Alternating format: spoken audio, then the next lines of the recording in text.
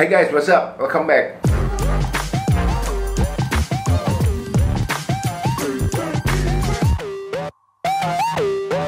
So, di video kali ini gue akan ngebahas salah satu isu tentang work from home dan work from office bagi siapa aja, baik swasta maupun instansi pemerintahan. Oke, let's go. Sejak pandemi, cara kerja kita ini berbeda. Di awal pandemi, ingat gak? Awal-awalnya WFO, lalu kita ke WFH, work from home. Jadi semua instruksi pemerintah, instruksi presiden, semua mewajibkan bahwa harus bekerja dari rumah, ibadah dari rumah. Nah, sekarang muncul lagi tren namanya work from anywhere.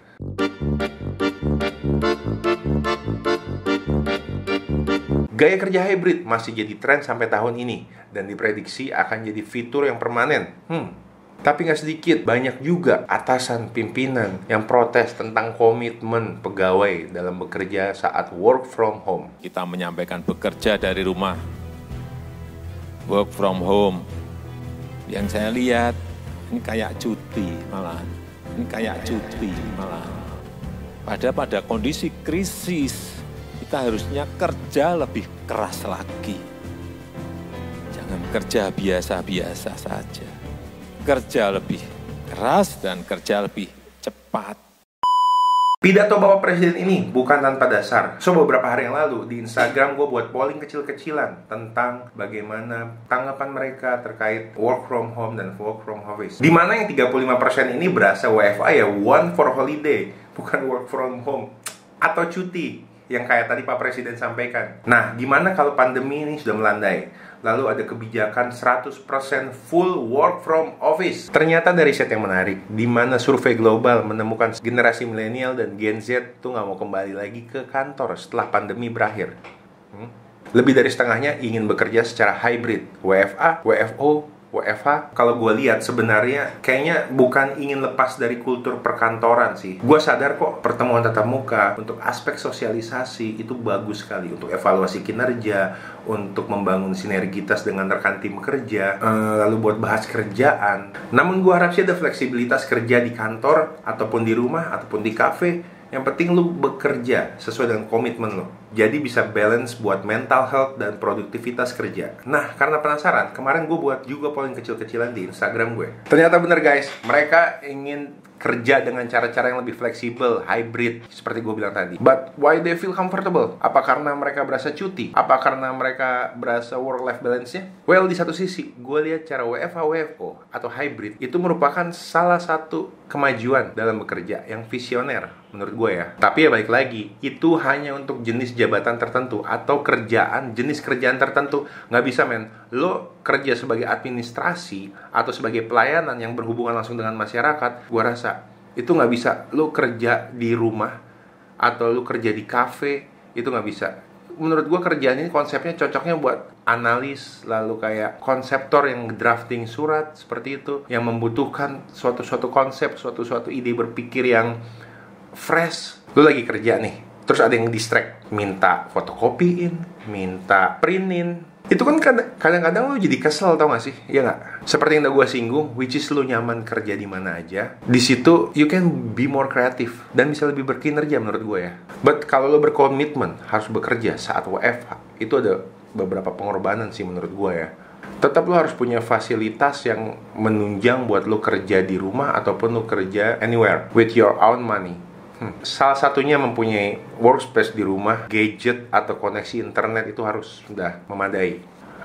Oke, di sini gue coba petakan salah satu sisi plus side and negative side bekerja WFH, WFO atau hybrid ya dengan work from office langsung.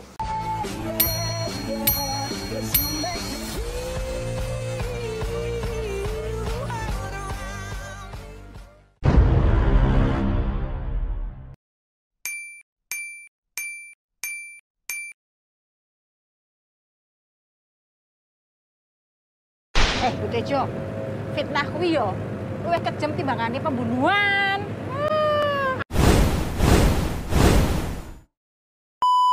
So, tadi gue udah petakan plus side and negative side jika kalian bekerja WFA, WFO, WFH. Nah, di situ lu bisa ngatur flexible work arrangement lu. Sisi plusnya ya kita bisa flexible work-life balance, oke? Oke, selain sisi positif, ada juga sisi negatifnya. Yang pertama, mahal.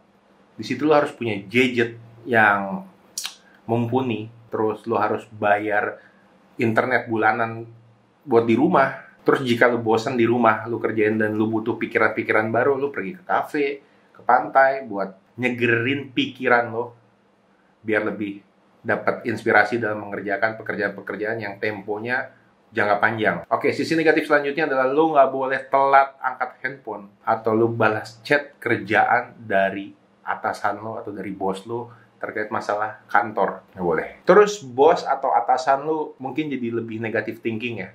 Apalagi kalau lo nggak angkat telepon apa nggak balas chat, ini orang kemana? Ini orang WFH nggak?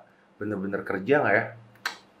Dan yang terakhir menurut gue negatif side-nya adalah mungkin orang-orang sekitar lo, orang-orang dekat lo, teman, saudara atau siapapun itu mikir, ini orang kerja nggak sih? Ya biasalah orang Indonesia kayak nyinyir. Oke, sekarang kita bahas sisi positif jika kita bekerja langsung di kantor atau work from office. Yang pertama, akses lebih mudah dicapai. Akses seperti apa? Ya komunikasi lo dengan rekan kerja lo, dengan atasan lo.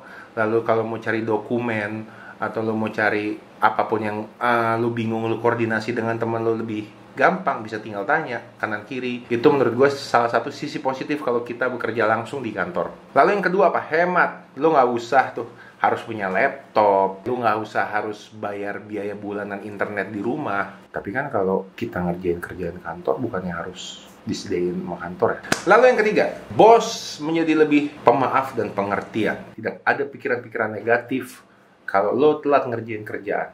Oh, mungkin dia lagi sibuk. Oh, kayaknya lagi sibuk nih. Nggak usah diganggu dulu. Nggak usah kasih kerjaan dulu, nanti aja. Yang keempat adalah pride orang kantoran. Di mata tetangga lo, di mata saudara-saudara lo, di mata teman-teman dekat lo, teman SMP, teman SMA, teman SD. Wah, tiap hari bekerja terus, banting tulang, sungguh luar biasa. Padahal di kantor main Zuma. Oke, sekarang ada sisi negatifnya WFO menurut gue. Oke, sisi negatifnya adalah yang pertama, tingkat kejenuhan tuh tinggi. Tingkat kejenuhan tinggi kayak tiap hari kantor, rumah, kantor, rumah, kantor, rumah. Dan yang terakhir, yang menurut gue paling relate banget adalah kerjaan kita jadi lebih serabutan gitu. Jadi kita kerjain apa aja, kita nggak bisa fokus dalam satu kerjaan. Apalagi kalau kerjaannya yang kayak gue bilang tadi membutuhkan analisis yang cukup dalam, kita butuh fokus lebih, seperti itu. Jadi ya kurang bisa konsentrasi aja sih kalau negatif side-nya kita kerja di kantoran. Gitu guys. Jadi itu sisi plus side dan sisi positif dan sisi negatif jika kita bekerja secara WFA, WFO, WFA dengan bekerja full WFO, oke? Nah, dengan plus minus yang gue jabarkan, gue gak mau lo memilih enakan WFH, WFO, cara kerja hybrid atau full WFO. Cuma yang di sini gue mau tanyakan adalah komitmen mana yang siap lo jalanin.